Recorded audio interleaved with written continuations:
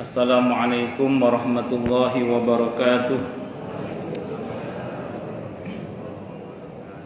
Bismillahirrahmanirrahim. Alhamdulillahi rabbil alamin. Wa bihi nasta'inu ala umuri dunya waddin. Wassalatu wassalamu ala asyrafil anbiya'i wal mursalin, Sayyidina wa habibina wa syafi'ina wa qurrati a'yunina wa maulana Muhammadin wa ala alihi wa ashabihi wa dhurriyyatihi ajma'in, amma ba'd. Ashhadu an la ilaha illallah wa ashhadu anna Muhammadar Rasulullah wa ufawwidu amri ilallah. Innallaha basirum bil ibad. Hasbiyallahu la ilaha illa huwa alaihi tawakkaltu wa huwa rabbul arsyil azim. Qala Allah ta'ala fi kitabihil karim hikayatan an nabiyillahi Musa alaihi salam. Rabbi syrah li sadri wa yassir li amri wahlul 'uqdatam min lisani yafqahu qawli. Para alim, para asatid, para asatidah, para sepuh, para bini sepuh, para tokoh masyarakat, hadirin, hadirat dan adik-adik sekalian, hafizani wa hafizakumullah. Wabil khusus segenap pengurus Masjid Al-Ihsan Pondok Timur Mas, Villa Jakastia, dan apa satu lagi? Ya itulah Grandview. Yang semoga pengurusnya dan jamaahnya semoga selalu dalam naungan rahmat barokah, berlindungan serta bimbingan Allah Subhanahu wa taala. Amin, Allahumma amin, insyaallah. Allahumma inna nas'aluka ilman nafi'a wa rizqan thayyiba wa amalan mutaqabbala wa fatahallahu lana futuhal 'arifin. Allahumma inna na'udzubika min ilmin la yanfa' wa 'amalin la yurfa' wa qalbin la yakhsha' wa du'a la yusma'. Allahumma ati anfusana taqwaha wa zakkiha anta khairu man zakkaha anta waliyuha wa maulaha. Amin, Allahumma amin, insyaallah. Pertama-tama tentu mari kita haturkan puja dan puji syukur kita ke hadirat Allah Subhanahu wa taala dengan berucap alhamdulillahi rabbil alamin. Mudah-mudahan dengan hamdalah ini nikmat dari Allah untuk kita ditambah. Karena Allah telah berjanji dalam Al-Qur'an di surah Ibrahim ayat 7, A'udzu billahi samii'il 'aliim minasyaitonir rajiim. Wa idz adzana rabbukum la in syakartum la azidannakum wa la in kafartum inna 'adzabi lasyadid. Jadi kalau kita bersyukur, sungguh nikmat dari Allah untuk kita ditambah. Dan kalau kita kufur, kita diingatkan oleh Allah akan siksa yang sangat pedih. Ini janji Allah, dan janji Allah dalam Al-Qur'an itu la raiba fi, tidak ada keraguan di dalamnya. Di antara penjelasan la raiba fi adalah siapapun yang mengamalkan isi Al-Qur'an dengan keimanan dan keyakinan, maka Allah akan tunjukkan kebenaran Al-Qur'an itu kepadanya hingga tiada lagi keraguan dalam hatinya. Salawat dan salam semoga tercurah limpahkan untuk junjungan kita Nabi besar Muhammad sallallahu alaihi wasallam.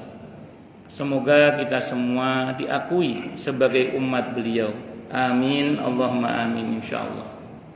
Saya wasiatkan terutama untuk diri saya sendiri dan panjenengan semua, Anda semua, kita semua, agar kita semua terus meningkatkan ketakwaan kita kepada Allah Subhanahu wa taala. Karena dengan takwa itulah kita bisa memperoleh derajat yang sangat tinggi dengan sesungguhnya di sisi Allah Subhanahu wa taala. Hal ini didasarkan kepada firman Allah Subhanahu wa taala dalam Al-Qur'an di surah Al-Hujurat ayat 13. A'udzu billahi samii'il 'aliim minasyaitonir rajim. Ya ayyuhan nasu inna khalaqnakum min dzakarin wa untha waj'alnakum syu'uban wa qabaila lita'arafu inna akramakum 'indallahi atqakum al-ayah. Wahai manusia, sesungguhnya kami telah menciptakan kalian dari seorang laki-laki dan seorang perempuan, berkembang menjadi bersuku-suku dan berbangsa-bangsa agar kalian saling mengenal. Sesungguhnya yang paling mulia di antara kalian di sisi Allah adalah yang paling bertakwa.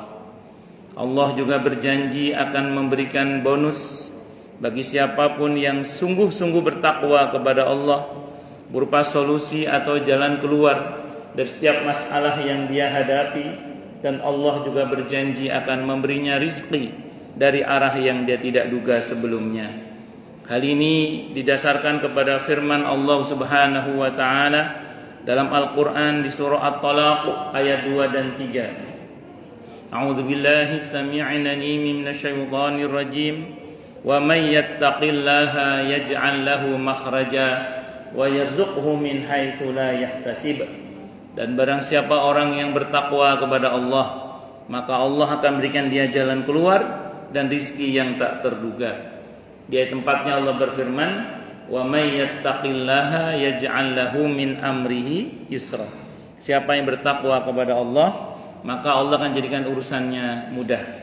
Semoga kita semua minal muttaqina, bahkan lil muttaqina imama. Amin, Allahumma amin insyaallah. Bapak Ibu sekalian, hafizani wa hafizakumullah.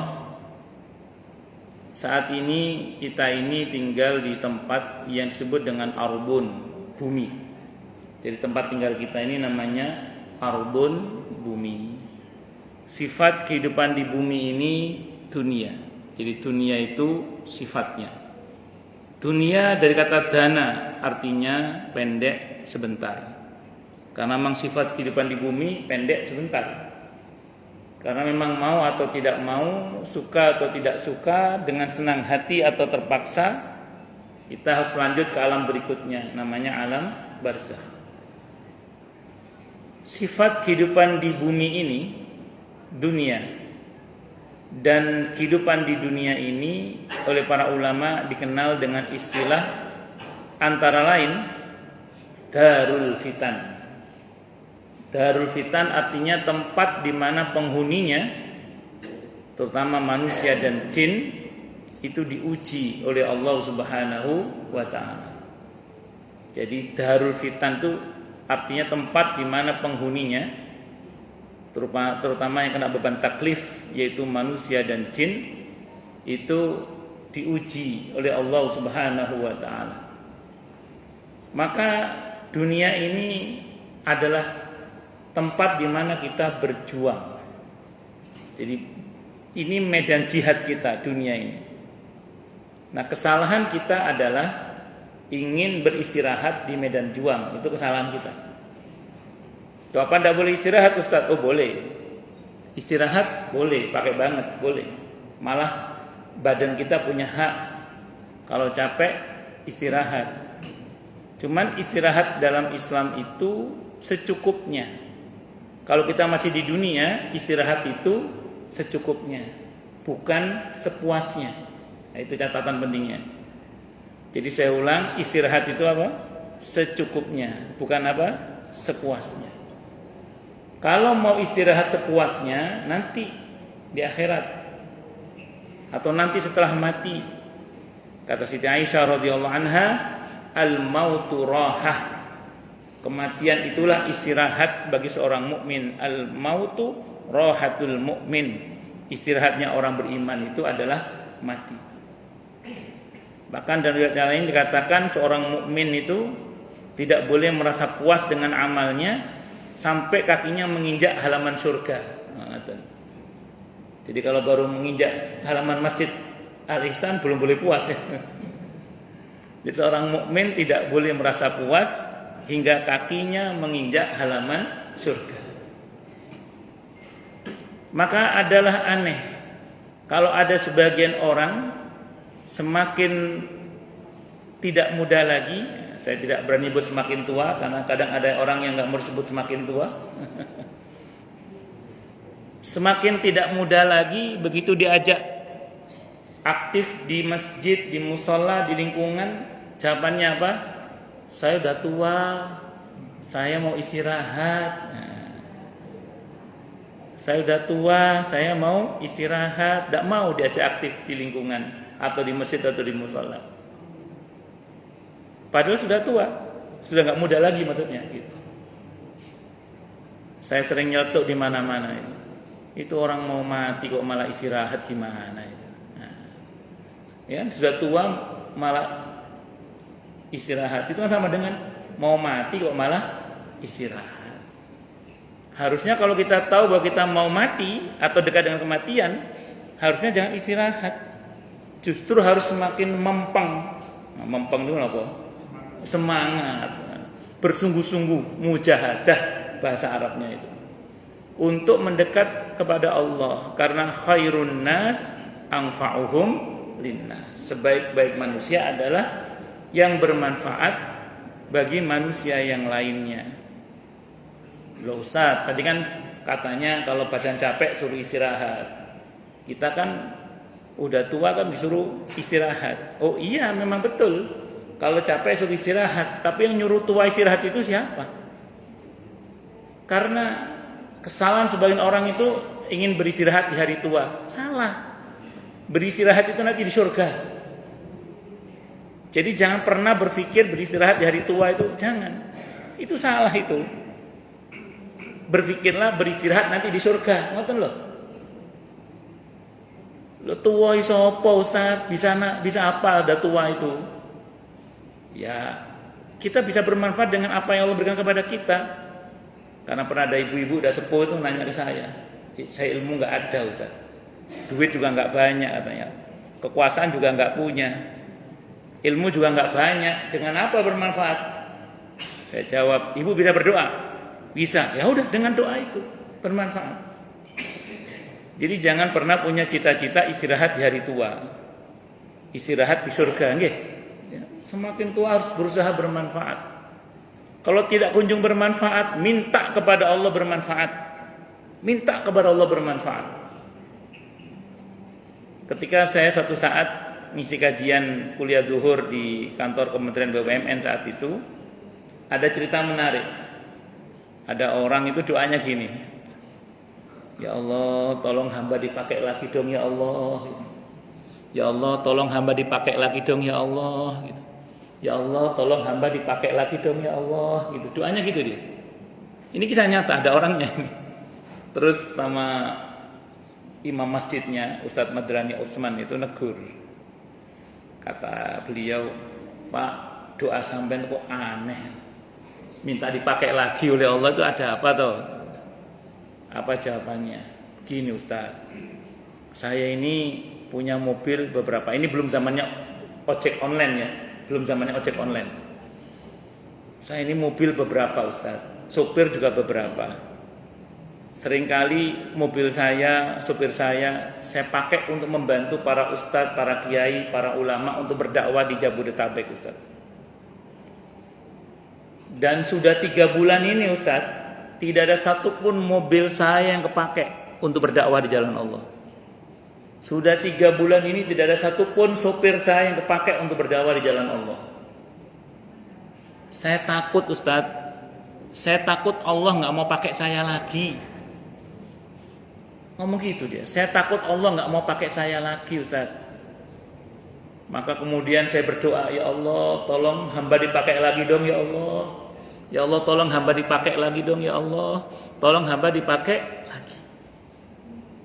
Bulan berikutnya saya ngisi lagi di situ, kata Ustadz imam masjidnya itu, sudah dipakai lagi sekarang Ustaz. Alhamdulillah dipakai lagi. Jadi bukan kadang, sepatutnya lah memang kita minta kepada Allah agar kita ini diizinkan bermanfaat. Karena an-nafi' yang punya kuasa memberikan manfaat kepada hambanya itu hanya Allah saja. Itu an-nafi'. Makanya setiap subuh dalam riwayat Ibnu Sunni kita berdoa, Allahumma inni as'aluka ilman nafi'a. Itu kan agar ilmu kita bermanfaat. Allahu Akbar. Dan harus diingat baik-baik, dalam Islam itu memang takalluf tidak boleh, membebani diri di luar kemampuan hingga menzalimi diri sendiri itu tidak boleh. Sehingga dikatakan dalam satu riwayat kalau ngantuk tidur. Kata Siti Aisyah radhiyallahu anha, kalau ngantuk tidur daripada nanti maunya memuji malah memaki. Karena bacaannya mulai pating celetot gitu. Pating celetot itu apa? Iya itu udah nggak jelas ini pating celetot ya. Nih kalau saya ngomong pating celetot orang Sulawesi nggak paham. Jadi singkat kata singkat cerita, istirahat. Kalau badan capek punya hak istirahat. Cuman jangan lupa tadi ada mujahadah. Tolong bedakan mana ngantuk, mana ngantuan. Itu beda itu. Paham ya? Mana ngantuk, mana ngantuan itu beda. Kalau ngantuk objektif memang kurang istirahat, mungkin kurang makan, capek, lelah, istirahat, tidak usah dipaksakan. Tapi kalau perasaan istirahat cukup, makan cukup, semuanya cukup, kok sih ngantuk, boleh dituruti, turu, tidur aja terus itu. Ya Allah. Nah, makanya saya ulang sekali lagi, apa namanya? Harus ada napa mujahadah. Upaya bersungguh-sungguh di tempat di mana kita tinggal sekarang yaitu di bumi ini. Karena memang ini tempat di mana kita berjuang. Dan saya ulang, kesalahan kita adalah ingin beristirahat di medan juang. Itu kesalahan kita. Nah, yang betul nggih mujahadah niku. Ini kita semua belajar, yang ngomong juga masih belajar, sama ini. Saya kalau 10 hari terakhir bulan Ramadan ini itu minum air zam-zam itu sambil berdoa sebagaimana doa Nabi, saya tambahkan doanya. Apa itu? Bismillah, kuat melek, kuat ibadah, enggak ngantuan, gitu. Saya itu nih, saya kalau 10 hari terakhir bulan Ramadan ini itu hampir sudah beberapa tahun ini pokoknya kalau masuk 10 hari terakhir bulan Ramadan minum air zam-zam, dungo, minta sama Allah. Di samping doanya Nabi yang utama, saya tambahkan doa lagi, Bismillah, kuat melek, kuat ibadah, gak ngantuan. Saya minum gitu. Loh, masa kita kalah sama supir bis malam? Supir bis malam aja rela gak tidur semalaman demi uang ratusan ribu. Masa kita demi Lailatul Qadar turu tidak tidur. Paham maksudnya nggih? Nggih saestu niki. Itu supir bis malam itu demi ratusan ribu mengkondisikan dirinya dengan minum kopi, minum minuman yang ruso-ruso itu mbok apa jenenge mereka. Wis pokoke macam-macam. Itu wis berusaha ya apa carane ben melek ngoten. Apa ngunyah-ngunyah marning ben melek itu apa. Saya pernah pengalaman pas ngantuk dikasih makanan yang keras itu langsung melek mata saya. Gak jadi ngantuk. Katanya sih itu ilmunya sopir katanya. Singkat kata singkat cerita mujahadah. Minta kepada Allah. Kalau punya air zam-zam, minum air zam-zam itu. Minta pada Allah. Kalau saya tapi enggak sama dengan saya. Lek kula ngoten niku. Di samping Allahumma inni as'aluka ilman nafi'a wa rizqan wasi'an wa syifaan min kulli da'. Saya tambahkan bismillah, kuat melek, kuat ibadah, gak ngantuan. Terus minum wis. Bismillah. Itu hampir doa rutin saya 10 hari terakhir di bulan Ramadan. Semua ngoten niku ya. Karena mujahadah. Supir bis malam aja rela melek semalaman demi uang ratusan ribu. Mungkin kita masuk demi gelar mutakin enggak gelem melekan aneh. Ngoten. Nah, ini sing nun sewu kita semua belajar nggih. Karena sing ngomong ya masih belajar. Kadang kita belajar. Lanjut. Karena darul fitan berarti memang apapun yang terjadi pada kita, baik yang menyenangkan maupun yang tidak menyenangkan, itu nilai dasarnya ya ujian. Nilai dasarnya itu ujian. Jadi karena ini darul fitan, tempat di mana penghuninya diuji oleh Allah, maka apapun yang terjadi pada kita, baik yang menyenangkan maupun yang tidak menyenangkan, itu seluruhnya adalah ujian. Seluruhnya ujian. Nilai dasarnya ya. Tapi yang perlu kita ketahui bersama adalah bahwa yang terjadi pada kita itu ternyata tidak semuanya ujian. Kadang bisa jadi peringatan, bahkan naudzubillah bisa jadi adalah azab. Naudzubillah min syarri dzalik. Jadi sangat mungkin yang terjadi pada kita tidak hanya ujian tapi juga peringatan, dan naudzubillah bisa juga azab. Dan pensikapan terhadap semua itu berbeda. Arahan Al-Quran berbeda. Jadi jangan sampai sebagian kita karena salah diagnosa terus merasa diri ini diuji, padahal sebenarnya sedang diingatkan oleh Allah. Karena solusi Al-Quran berikan terkait ujian, peringatan, dan adab itu berbeda sama sekali. Kalau kita merasa diuji padahal sedang diingatkan oleh Allah, terus menggunakan jalur ujian penyelesaiannya, itu ibarat sakit, obatnya dosisnya kurang.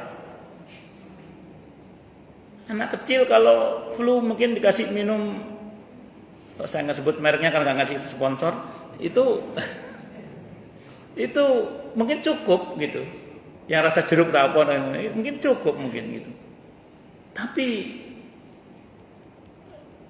kalau tipes kan juga cukup, dosisnya apa? Kurang. Makanya solusi ujian dan peringatan dari Al-Quran itu beda. Maka hari ini insya Allah kita mencoba belajar mendiagnosa atau mendiagnosis apa yang terjadi pada kita, ujiankah, peringatankah, atau jangan-jangan adab, dan apa arahan Al-Quran terkait dengan masalah ini. Tapi saya ingatkan dulu ya, bahwa ini kajian tidak untuk menilai orang lain, tapi untuk menilai diri kita sendiri, untuk memuhasabai diri kita sendiri. Jangan dipakai untuk menilai orang lain, tapi untuk memuhasabai diri kita sendiri. Yang pertama, kalau kita bicara ujian, seringkali kita berangkat dari firman Allah dalam Al-Quran di surah Al-Baqarah ayat 155 itu. A'udzubillahi samii'il 'aliim minasyaitonir rajim. Wala nabluwannakum bisyai'im minal khaufi wal ju'i wa naqsim minal amwali wal anfusi was samarat wa basyiris sabirin. Alladzina idza asabathum musibah qalu inna lillahi wa inna ilaihi raji'un. Wala nabluwannakum, sungguh kami akan menguji kalian. Pertanyaannya, siapa kalian dalam ayat ini? Itu pertanyaannya. Dalam ayat ini yang sungguh akan kami uji kalian. Tadi pertanyaan, siapa dalam ayat ini kalian itu? Kata sebagian para ulama menjelaskan, kalian dalam ayat ini adalah yang Allah panggil sebelumnya. Siapa yang Allah panggil sebelumnya? Al-Baqarah ayat 153. Ya ayyuhalladzina amanu sta'inu bis-sabri was-salah. Innallaha ma'as sabirin. Orang-orang yang telah beriman, mintalah kalian pertolongan kepada Allah dengan sabar dan salat. Sesungguhnya Allah bersama dengan orang-orang yang sabar. Artinya Allah itu mencintai orang-orang yang sabar. Maka kalau kita sudah berusaha mengimani Allah dengan baik dan benar, kita berusaha tidak berharap dan bergantung kecuali hanya kepada Allah dengan baik dan benar, kita mencoba bersabar dalam berproses, kita berusaha mentaati perintah Allah dengan salat dan aneka ketaatan yang lainnya. Wis berusaha bener kalau bahasa kita. kok masih juga terjadi hal yang nggak enak dalam kehidupan kita, insya Allah itu ujian. Maka kita harus berani menengok ke belakang untuk muhasabah. Kemarin saya ngapain ya? Kok sampai terjadi yang nggak enak begini? Kemarin saya ngapain? Kalau secara jujur kita melihat ke belakang, ya Allah, perasaan hamba sudah berusaha memperbaiki hubungan denganmu dan juga dengan sesama. Kok masih terjadi juga hal yang tidak hamba inginkan? Baik sangka kepada Allah. Insya Allah ini ujian. Kalau ujian, cukup sabar solusinya. Yang Quran tawarkan cukup sabar. Dan inti dari sabar itu pada pengendalian diri. Pada kemampuan mengendalikan diri itu sabar. Maka orang yang sabar boleh sedih, tidak apa-apa sedih, asal terkendali. Orang sabar boleh marah, asal jangan marah-marah. Karena kalau marah masih terkendali, kalau marah-marah udah nggak terkendali. Oh, bedanya apa Ustadz? Kalau marah, marahnya tanpa amarah, marahnya fokus, marahnya ngasih solusi. Kalau nggak terkendali, marahnya pakai amarah, marahnya nggak fokus, jadi marah sambil ngabsen binatang seragunan. Jadi ada orang itu marahnya 7 menit, 7 jenis binatang keluar semua itu ada. Apalagi yang ngabsen binatang orang Jawa Timur itu binatang tertentu yang keluar itu. Terus kemudian fokus dan ngasih solusi, itu marahnya orang yang sabar. Jadi orang sabar bukan tidak boleh marah, tapi orang sabar dia tidak akan marah-marah. Kenapa? Karena marahnya terkendali. Kalau bahasa Al-Qur'annya wal qadziminal ghaidh, dan mampu mengendalikan marahnya. Siapa orang yang paling bertakwa? Nabi kita Muhammad sallallahu alaihi wasallam. Nabi pernah marah enggak? Pernah, tapi Nabi tidak pernah marah-marah. Ada dalilnya Ustaz, hadisnya Sahih Muslim. Ketika suatu saat Mu'adz bin Jabal radhiyallahu an selesai salat berjamaah dengan Nabi kita Muhammad sallallahu alaihi wasallam, beliau pulang ketemu dengan satu kaum yang belum salat Isya. Maka beliau diminta untuk jadi imam salat Isya. Jadi beliau i'adah, mengulang salatnya. Ini dalil i'adah ini diantara boleh mengulang salat. Dan rakaat pertama pas jadi imam salat Isya, rakaat pertama surah Al-Baqarah babat habis. Kebayang nggih? Kebayang. Hampir 3 juz. Seperti ibu sini kan kalau baca tiap hari 3 juz, juz jambu, juz apukat, juz. Nggih. Akhirnya ada beberapa lelaki yang munfarid atau mufarokoh, memisahkan diri dari jamaah. Ini dalilnya boleh mufarokoh dari jamaah. Jenengan sholat di bandara, masjid bandara, pesawat udah mau berangkat ini, sudah harus masuk ke apa namanya ini? Nah itulah. Singkat kata, singkat cerita, imamnya lawama, bukan lama, lawama. Karena ini kan imam bandara harusnya tahu diri, ini imam nggak tahu diri. Di tempat orang dalam safar, imam kok suwe tenan. Anda boleh munfarid, niat memisahkan diri dari jamaah, selesai sendiri duluan sholatnya. Dan kata para ulama tetap dapat pahala jamaah, karena awalnya niat jamaah. Sahabat Mu'adz bin Jabal radhiyallahu anhu selesai salat dilapori, ya Mu'adz, tadi ada beberapa kaum lelaki yang selesai duluan salatnya. Apa kata beliau? Itu munafik itu. Yang dikatai munafik gak terima. Demi Allah saya tidak munafik. Anda kelamaan salatnya. Anda akan saya laporkan kepada Rasulullah Muhammad sallallahu alaihi wasallam. Ini mafhum riwayat ya. Akhirnya dilaporkanlah kepada Nabi kita Muhammad sallallahu alaihi wasallam, dan Nabi klarifikasi, Nabi nanya, Nabi tabayun, panggil Mu'adz, jadi nggak langsung marah juga Nabi, menunjukkan bahwa Nabi marahnya tanpa amarah. Panggil Mu'adz bin Jabal radhiyallahu anhu, Nabi tabayun, beliau nanya baik-baik, apa betul wahai Mu'adz, ini mafhum riwayat ya, semalam kamu jadi imam sholat Isya, rakaat pertama surah Al-Baqarah babat habis. Malah ketika sahabat Mu'ad datang itu Nabi sempat ngomong aukamaka udnu sini mendekat. Itu kalau kita marah pakai amarah, yang dimarahi masih di sana, kita udah begini tuh. Nabi enggak, Nabi santai. Udnu sini mendekat. Nabi tanya baik-baik. Begitu dijawab oleh Mu'ad, benar ya Rasulullah. Dikira mau dipuji. Begitu jelas di mana beliau harus marah, di situ beliau marah. Apakah kamu akan membuat kekacauan dalam agama ini wahai Mu'ad? Di situ Nabi marah. Tinggi bahasa beliau. Saya mau keraskan sebenarnya, tapi karena lagi puasa takutnya nggak bisa minum kan. Kalau kaget kan nggak bisa minum. Biasanya kalau nggak puasa saya kencengin itu. Apakah kamu akan membuat kekacauan dalam agama ini wahai Mu'ad? Nabi langsung marah. Di mana beliau jelas harus marah, beliau marah di situ. Kemana kamu terhadap surah Sabbihisma Rabbikal A'la? Kok Al-Baqarah itu loh, kok enggak Sabbihisma Rabbikal A'la? Fokus. Nabi marahnya fokus. Di belakang kamu itu Mu'ad, ada orang tua, ada orang sakit, ada yang punya anak kecil, ada yang punya hajat. Fokus, enggak kemana-mana. Fokus. Kalau orang marah-marah, itu tadi binatang seragunan diabsen semua itu. Saya ulang tadi, apalagi yang absen orang Jawa Timur. Wah, itu binatang tertentu yang keluar itu. Itu singkat kata singkat cerita, fokus marah Nabi. Terus ngasih solusi. Kalau mau lama wahai Mu'ad, kerjakan saat sholat sendiri. Ojo pas tadi imam sak dawan-dawan. Masake makmume, kasihan makmumnya. Makanya imam itu harus bijaksana, bijaksini. Nah, makanya sepatutnya masjid punya imam sendiri, kayak di sini kan punya imam sendiri ya.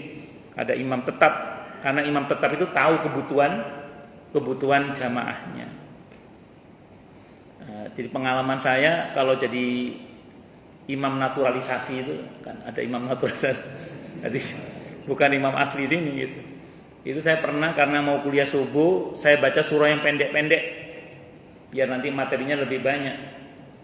Kata sesepuh itu mendekati saya, Ustadz, kita sholat subuh itu pengen dengerin bacaan Al-Quran, kok Ustadz malah bacanya pendek-pendek? Oh iya Pak, iya. Saat di tempat lain satu saat belajar dari yang sudah itu, mau kajian saya panjangkan surahnya. Ada sesepuh itu juga tempat lain datangi saya, Ustadz jangan panjang-panjang surahnya, ya kan? Itu terjadi itu. Allah Akbar, karena nggak bijaksana, nggak bijaksini, karena imam naturalisasi itu tadi. Kalau imam setempat kan sudah tahu ukuran jamaahnya, udah ngerti lah gitu. Itu seperti itu. Lanjut ya. Jadi boleh marah, boleh sedih, tapi semua harus terkendali. Tidak boleh tidak terkendali. Nah, kenapa kita mesti bisa mengendalikan diri dalam sabar tadi? Itu kan intinya pada pengendalian diri. Gini, seringkali soal dari Allah itu cuma satu. Seringkali ujian dari Allah itu soalnya cuma satu. Saya ulang ya, seringkali ujian dari Allah soalnya itu cuma satu. Yang seringkali nambah soal itu kita. Yang seringkali nambah soal itu siapa? Kita. Contoh, ujian dari Allah soalnya cuma satu, miskin misalnya gitu ya. Soalnya cuma satu, miskin. Kalaupun dia miskin, asal sabar. Walaupun tampaknya kurang, insya Allah tidak akan kekurangan, insya Allah. Walaupun tampaknya kurang, tidak akan kekurangan, insya Allah. Asal sabar. Jangan dicoba ya. Jangan dicoba miskin ya maksud saya gitu. Kalau sabarnya silakan dicoba. Tapi betul. Allah, ya saya pengalaman miskin lah, saya ini pernah pengalaman miskin. Walaupun kaya insya Allah juga belum, secara materi tadi. Tapi itu memang betul. Orang itu asal sabar, walaupun tampaknya kurang, tapi tidak akan kekurangan insya Allah. Asal sabar. Karena soalnya nggak nambah itu aja. Dan beda dengan orang yang nggak sabar. Miskin, nggak sabar, nyolong, ketahuan, digebukin, sakit, istri minta cerai, mertua ngambek, nggak dipercaya orang, masuk penjara. Kak, wis remek kabeh. Yang nambah soal siapa? Dia. Terus cerita kemana-mana. Iya, Saya lagi banyak persoalan hidup ini. Saya lagi banyak masalah ini. Padahal yang nambah soal siapa? Dia sendiri. Padahal kalau dia sabar, soalnya cuma satu itu aja. Dan walaupun tampaknya kurang, tidak akan kekurangan insya Allah. Ada orang diuji oleh Allah soalnya cuma satu, kaya. Soalnya cuma satu, kaya. Kalau dia bersyukur dan dia bersabar dalam mengendalikan dirinya saat kaya, insya Allah cuma kaya itu aja. Dan barokah insya Allah. Kaya dan barokah insya Allah. Tapi kalau nggak syukur, terus kemudian nggak bisa mengendalikan diri dalam mengelola kekayaannya, akhirnya makan ini, makan itu, makan soto, makan siti dimakan juga. Karena orang kaya itu kan bisa makan apa saja dan bisa makan siapa saja, orang kaya. Karena kelakuannya itu akhirnya apa yang terjadi? Baru 3 bulan kemarin dipanggil yang terhormat, sekarang dipanggil yang tersangka, kan bisa saja. Iya. Di sini nggak ada tempat lain. Baru berapa tahun yang lalu dipanggil yang mulia, sekarang dipanggil yang terpidana.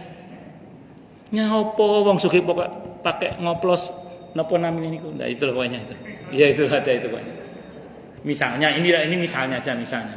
Di sini nggak ada tempat lain gitu, tempat lain. Sini nggak ada. Alhamdulillah sini nggak ada. Negara kita kan negara yang baldatun thayyibatun wa rabbun ghafur. Amin Allahumma amin. Insyaallah mudah-mudahan nggih, mudah-mudahan. Ndonga mawon sing saya nggih. Pun lanjut. Itu gara-gara nambah soal tadi, enggak sabar itu. Padahal kalau dia syukur dan sabar, enggak nambah soal insyaallah. Sabar cukup. Kalau dia sabar, insyaallah masalahnya akan dibantu oleh Allah untuk selesai. Pengertian selesai yang saya pahami ya. Dan mungkin sebagian kita juga tidak hanya memahami tapi juga merasakan. Selesai itu pengertiannya yang saya pahami 2. Dan yang saya rasakan juga 2 itu. Bisa memang masalahnya diselesaikan oleh Allah, betul-betul nggak ada lagi masalah itu. Atau masalahnya tetap, tapi kita diberi kemampuan oleh Allah untuk mengatasinya. Itu selesai itu namanya. Jadi selesai dalam pengertian masalahnya diselesaikan oleh Allah, memang nggak ada lagi masalahnya. Atau masalahnya tetap, tapi kita diberi kemampuan oleh Allah untuk mengatasinya. Apa contoh yang kedua Ustaz? Misalnya istri cerewet, misalnya. Atau ibu-ibu suami polid pakai dal. misalnya aja. Kalau kemarin belum sabar, istri kalau ngomel itu TBC, tekanan batin cinta. Pokoknya tertekan gitu. Allah. Sehingga kemudian dia ikut persatuan suami takut. Di sini nggak ada. Biasanya kalau suami takut istri itu di wajahnya tampak gurat-gurat penderitaannya. Biasanya gitu. Di sini nggak ada. Saya lihat nggak ada. Kalau yang suami takut istri biasanya apa? Di wajahnya tampak gurat-gurat penderitaannya. Biasanya. Di sini nggak ada sih. Karena kita belajar untuk bersabar, mungkin istrinya tetap dan cerewet tetap, tapi kita sudah nggak makan hati lagi. Kenapa? Karena sudah bisa mengelola hati dan pikiran. Begitu istri cerewet, dalam hati kita mengatakan, alhamdulillah istri saya sehat, alhamdulillah. Ternyata dia ngambil hikmah setelah melihat istri temannya sakit. Wis gak apa-apa bojoku cerewet yang penting sehat. Wis ngamuk terus mah gak apa-apa mah. Cerewet terus mah gak apa-apa mah gitu. Tapi aja nemen-nemen mah kuatir kualat. Karena tetap harus hifdzul lisan ibu-ibu nggih, tetap harus hifdzul lisan. Saya itu termasuk yang memberikan SK ke istri saya untuk boleh marah sama saya. Tapi lek nemen ya tak eling mah, nemen-nemen kok kualat. Kenapa saya memberikan SK ke istri saya boleh marah sama saya itu?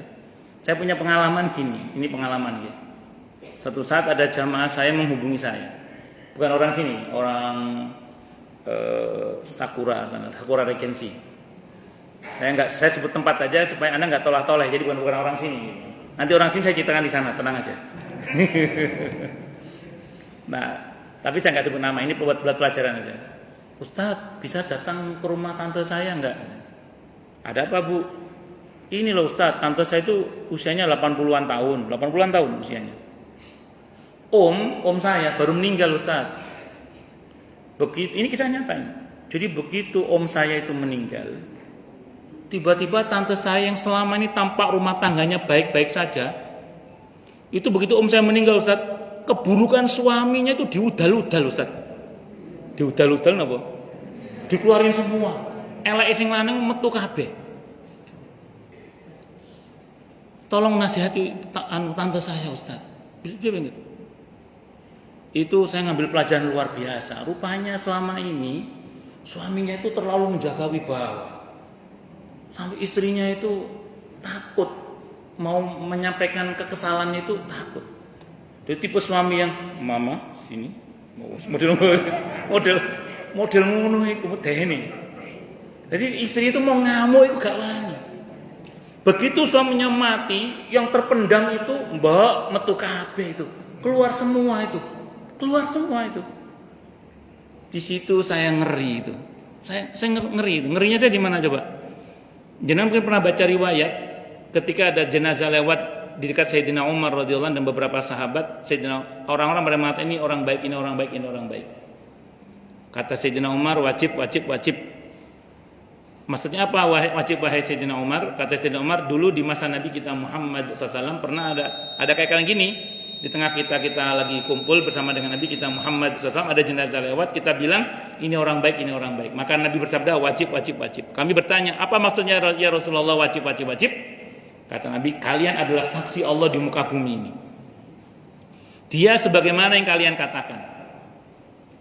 Saya baca syarahnya para ulama mengatakan 2 anggota keluarganya saja mengatakan dia baik dalam pandangan Allah.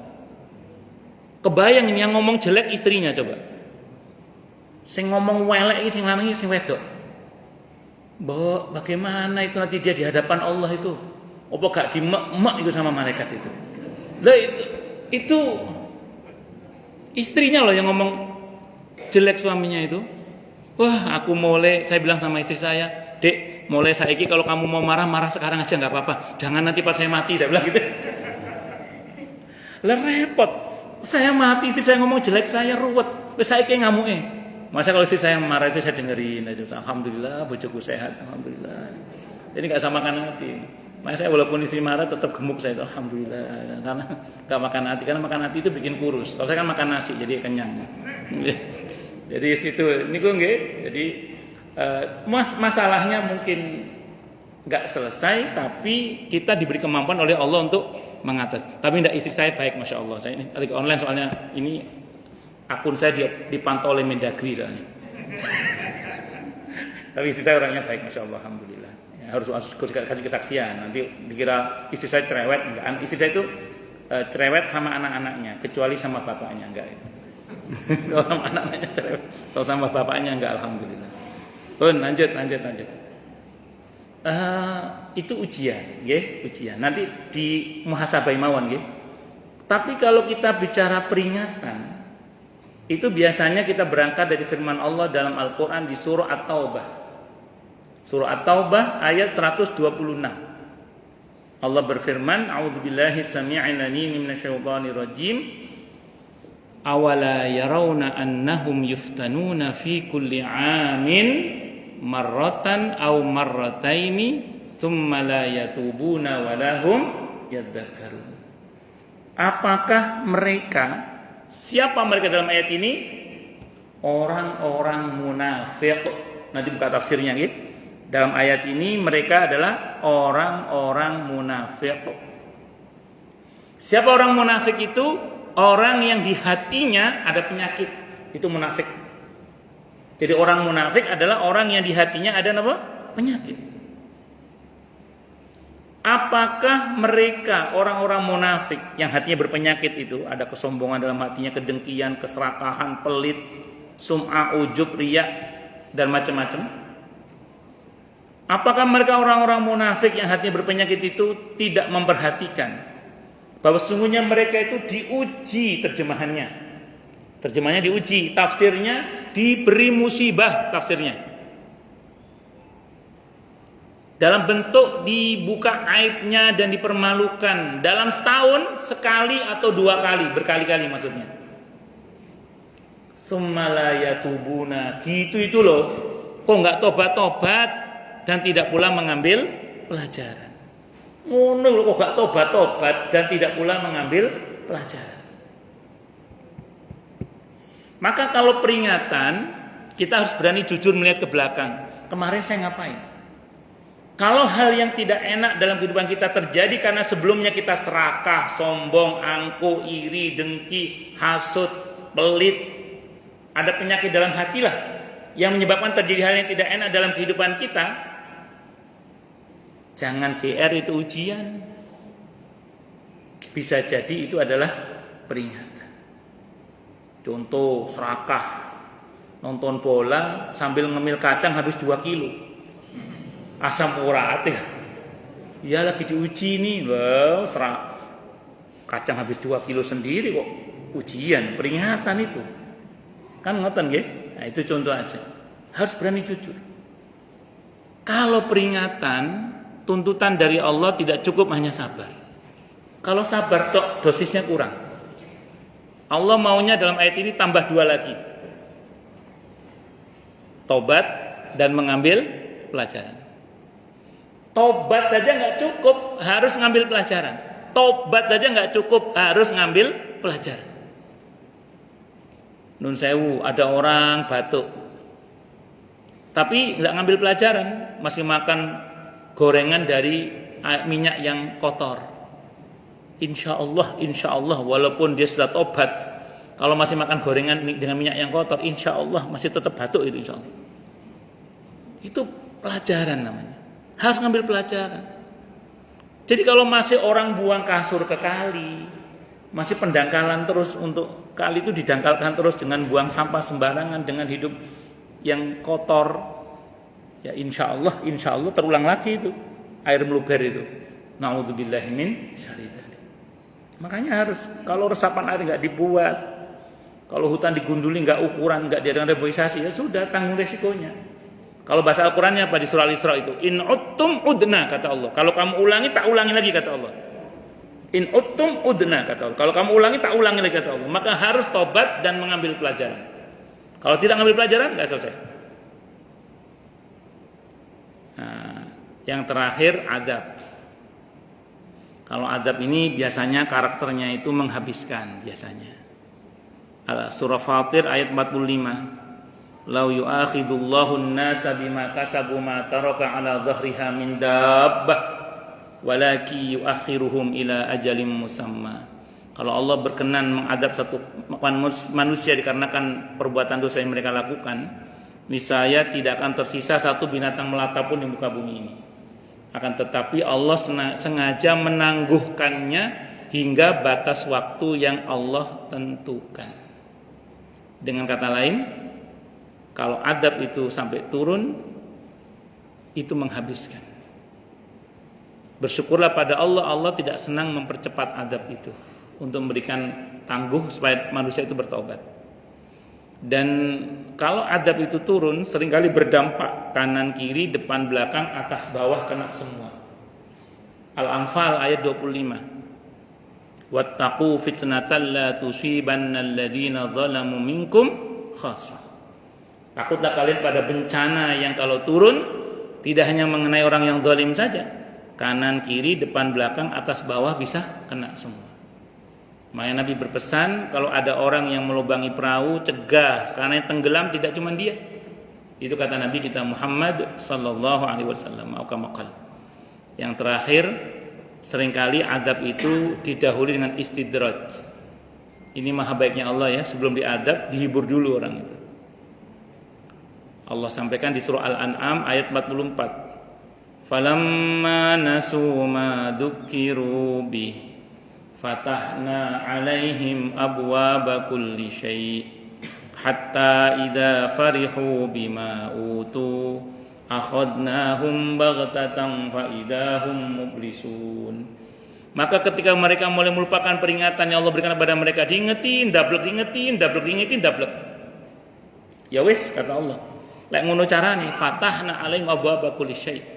Kami buka pintu-pintu segala sesuatu, tambah durhaka, tambah bagus karir politiknya, lancar bisnisnya, tambah bagus prestasinya di dunia. Wah, tambah durhaka, tambah sukses.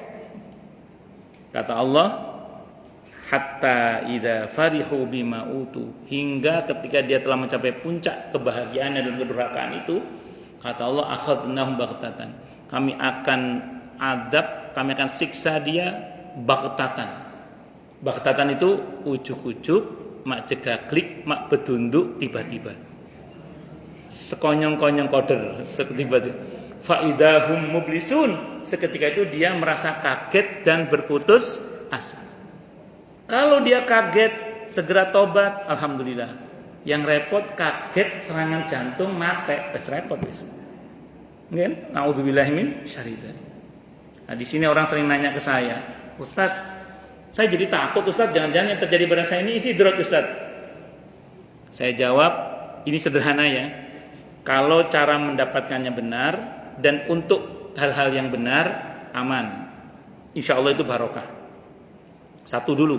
Yang kedua, kalau semakin sukses, semakin ingat, semakin dekat dengan Allah, semakin peduli pada sesama, insya Allah barokah. Gak usah khawatir. Tambah sukses, tambah berhasil, tambah dekat dengan Allah, tambah peduli pada sesama, udah barokah itu. Gak usah khawatir insya Allah. Dari mana dalilnya? Tentang sifat ahli surga. Surga itu nikmatnya dahsyat dan pasti diberkahi oleh Allah.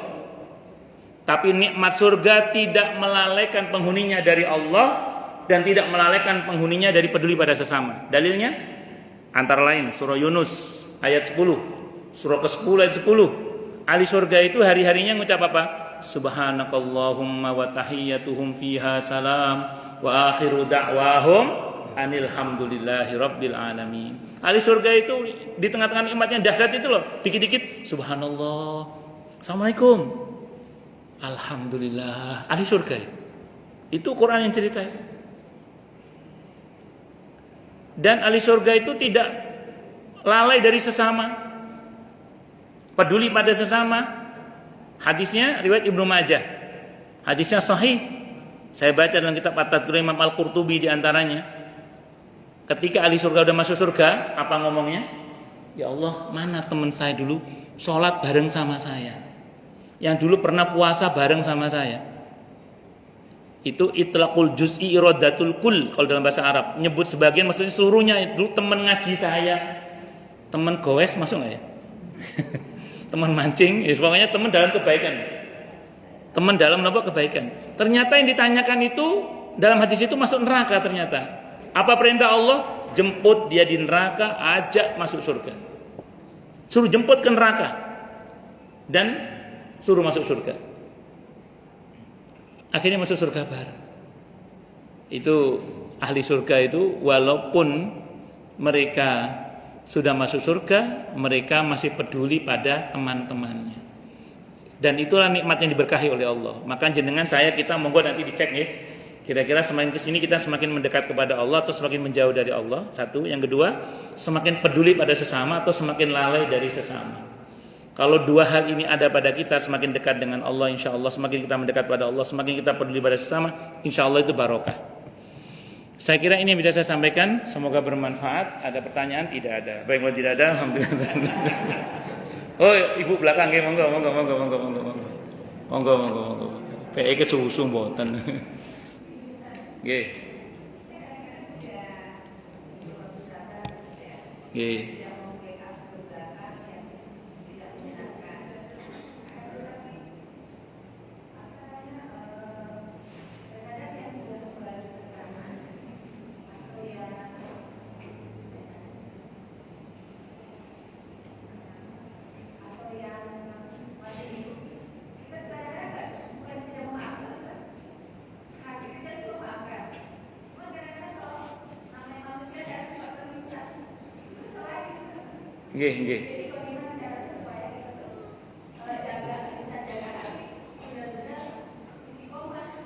Nggih.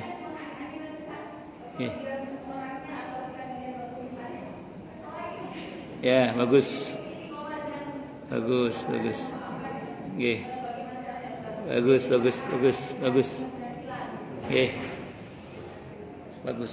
Sanggup memaafkan itu syar'i. Tidak sanggup melupakan itu soal memori. Nggih saya itu. Jadi nggih saya itu, sanggup memaafkan itu syar'i. tidak sanggup melupakan itu soal memori. Asal tidak dendam ya. Kesel enggak apa-apa sih, asal jangan dendam. Ada dalilnya Ustaz? Ada. Mana dalilnya? Au kama qal, ketika Wahsy masuk Islam. Ketika Wahsy masuk Islam, sudah Allah maafkan, otomatis Nabi juga memaafkan. Allah terima iman Islamnya Wahsy. Tapi lihat pesan Nabi. Ini pesan Nabi sama Wahsy. Tolong Wahsy jangan sering-sering di depan saya. Itu pesan Nabi itu. Tolong Wahsy jangan sering-sering di depan saya. Apakah Nabi dendam? Tidak mungkin Nabi dendam. Hati Nabi tidak mungkin dendam. Wong kita orang beriman aja, di antara ciri iman kita sehat, tidak ada ghil di hati kita. Apalagi Nabi, tidak mungkin Nabi dendam. Apakah Nabi belum bisa memaafkan? Apakah Nabi susah move on? Enggak. Nabi sudah memaafkan. Nabi nggak mungkin bohong. Nabi itu bukan tipe orang yang lisan dan hatinya beda. Nabi itu orang Mekah, apa adanya lah, iya lek kak, itu Nabi. Apalagi Nabi punya sifat siddiq, jujur, tidak mungkin bohong. Terus apa alasan Nabi? Kenapa Wahsy tidak boleh di depan beliau sering-sering? Kata beliau, kalau aku melihat Wahsy, aku ingat pamanku Hamzah. Kalau aku melihat Wahsy, aku ingat pamanku Hamzah. Jadi ibu sanggup memaafkan seseorang itu syar'i. Ibu tidak bisa melupakan itu soal memori. Nah, yang penting ibu, ketika ibu kesel, ibu bilang sama, ya Allah, Engkau Maha Tahu, hamba sudah memaafkan dia.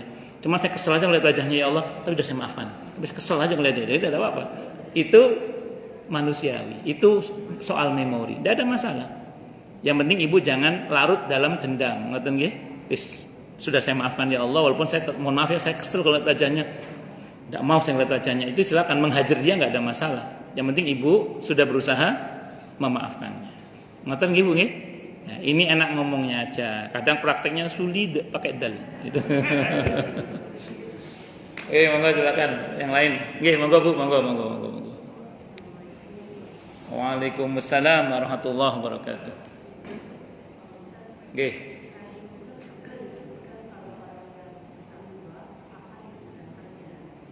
Kalau orang bertakwa, oh nggih.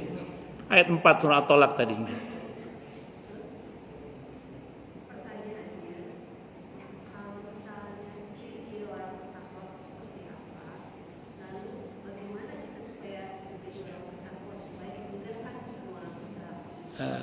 Bagus. Kalau ibu ingin tahu siapa orang yang bertakwa itu, ciri-cirinya silakan baca surah Al-Baqarah ayat 2 sampai 5, Al-Baqarah ayat 177, Ali Imran ayat 133 sampai dengan 135. Ibu baca itu, paling tidak itulah, ada beberapa yang lain juga, paling enggak itu. Kalau ibu sudah seperti yang dalam ayat itu, insya Allah solusi Allah hadirkan. Terus kemudian rezeki yang tak terduga, termasuk juga diantaranya adalah diberi kemudahan-kemudahan oleh Allah Subhanahu wa Ta'ala. Nah, kalau ingin tahu cirinya, nanti silakan dibaca surah Al-Baqarah ayat 2 sampai 5, kemudian surah Al-Baqarah 177, surah Ali Imran ayat 133 sampai dengan 135 diantaranya. Paling enggak itulah, ada beberapa yang lain lagi nanti. Nah, tapi kalau ibu sudah mengamalkan itu, insya Allah semua akan dimudahkan oleh Allah. Kalau kita berangkat dari ciri definisi takwa kan melaksanakan perintah Allah, menjauhi larangannya, ngerti nggih? Kalau ini kalau mau kita simpelkan, melaksanakan perintah Allah berarti melaksanakan yang wajib-wajib dengan baik dan benar, dan menyempurnakan yang wajib dengan yang sunnah-sunnah. Meninggalkan larangannya, kita tinggalkan yang haram, dan segera tutup yang haram dengan taubatan nasuha. Itu rumus dasarnya.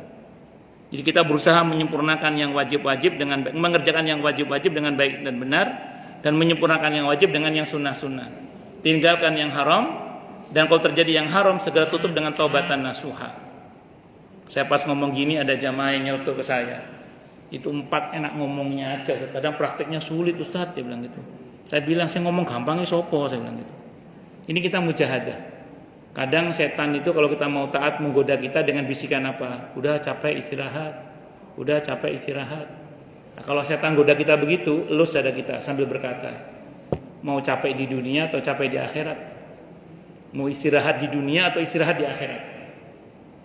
Kalau di dunia kita udah capek karena beribadah kepada Allah dengan baik dan benar, insya Allah di akhirat kita nggak capek lagi, insya Allah. Kalau di dunia kita udah banyak beristirahat alias bermalas-malasan, jangan mimpi nanti di akhirat bisa istirahat. Nah, ketika nafsu dan syahwat kita mendorong kita berbuat dosa, segera elus lagi dada kita. Sudah tahu ya kenapa ngelus dada ya? Karena ngelus kaki kejauhan. Nah, elus dada kita sambil berkata, kalau setan menggoda kita melalui nafsu dan syahwat kita untuk berbuat maksiat, elus dada kita sambil berkata, sabar, sebentar lagi mati kok, tenang aja, sabar, gitu. Kalau begitu kuat dorongan maksiat, elus dada kita, sabar, sebentar lagi mati kok, tenang aja, sabar. Kita beribadah kepada Allah itu cuma sebentar, hanya sampai mati. Jadi kalau besok mati udah selesai, itu aja. Jadi itu untuk menguatkan kita supaya kita itu kuat beribadah. Jangan bayangkan ibadah itu puluhan tahun, jangan. Bayangkan, enggak kok. Saya beribadah ini hanya sampai mati aja. Begitu mati, selesai tugas kita. Beragama itu hanya sampai mati. Kalau mati besok, itu selesai. Nah, biar kita sabar dan tabah dalam mentaati perintah Allah. Nah, saya kira itu nih, wallahu a'lam bishawab. Ada lagi atau cukup? Cukup ya, sudah isyraq. Kita tutup dengan hamdalah. Alhamdulillahirabbil alamin. Semoga kajian kita bisa bermanfaat, mubarakah fid dini wa dunya wal akhirah untuk kita, keluarga kita dan seluruh umat Islam semuanya, dan mudah-mudahan kita semua dijadikan oleh Allah sebagai orang-orang yang sukses dunia akhirat, selamat dunia akhirat, bahagia dunia akhirat, dan dipermudah setiap urusan kita oleh Allah fid dini wa dunya wal akhirah. Semoga Allah limpahkan hidayah selalu untuk kita, semoga Allah tingkatkan selalu hidayah untuk kita, dan semoga Allah berikan hidayah untuk siapapun yang melihat kita. Subhanakallahumma bihamdika asyhadu an la ilaha illa anta astaghfiruka wa atubu ilaik. Sallallahu alaihi Muhammad wa ala alihi wasallam. Saya mohon maaf. Wassalamualaikum warahmatullahi wabarakatuh.